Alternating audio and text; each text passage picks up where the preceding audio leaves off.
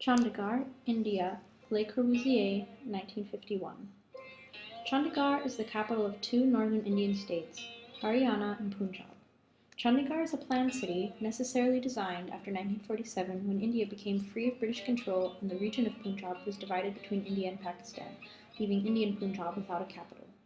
Chandigarh was commissioned by the first Prime Minister of India's independence, Jawaharlal Nehru, who wanted the city to be unfettered by the traditions of the past, a symbol of the nation's faith in the future. Though often called the city beautiful, the name Chandigarh means Fort of Chandi in English. The city is named after an ancient temple within its vicinity, Chandi Mandir, devoted to the Hindu goddess Chandi. The first designers working on Chandigarh were American Albert Mayer and Polish-born Matthew Nowicki. When Nowicki died in 1950, Frenchman Le Corbusier was brought into the team.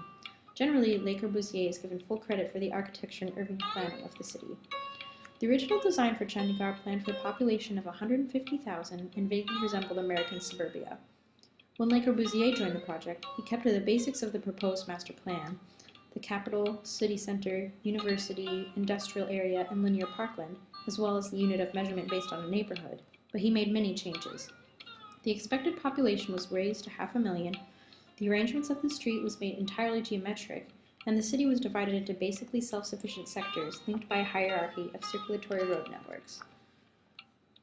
Corbu designed the city around 7 different types of roads, each intended to facilitate a different kind of traffic.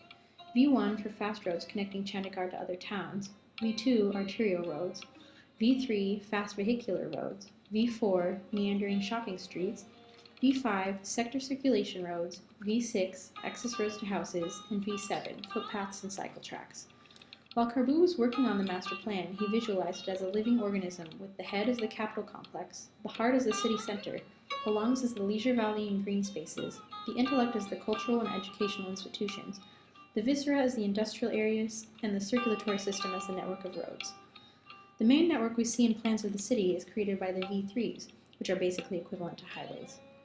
These roads divide the city into 47 sectors of 800 by 1200 meters. Each sector is designed to completely meet the daily needs of its inhabitants. Each sector is divided in half by horizontal V4, and in the southern half there's a marketplace.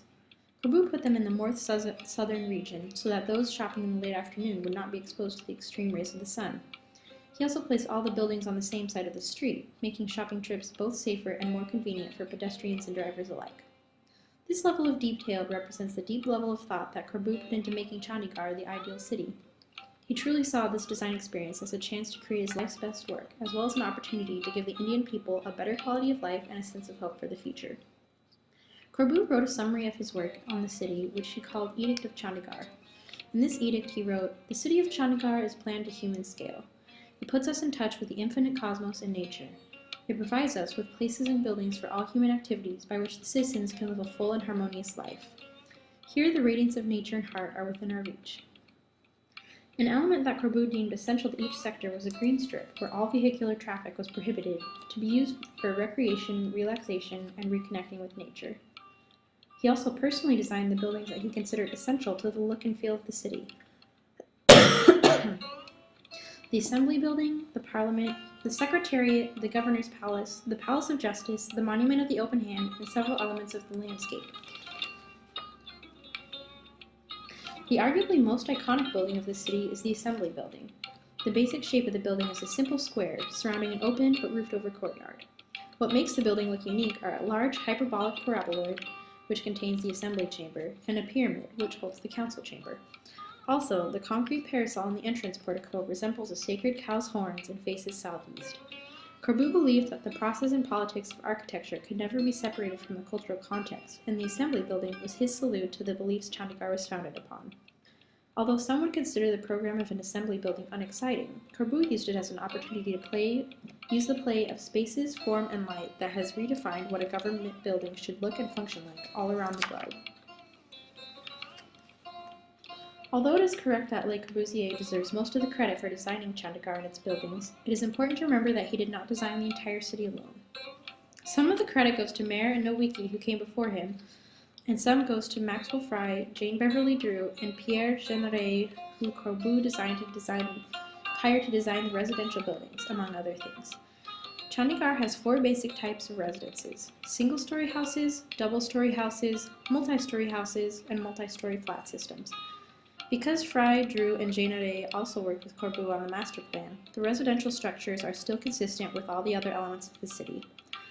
The population of Chandigarh is now 3 times what it was planned to be, but the city's design is still considered successful. Those who live there are extremely proud of their home.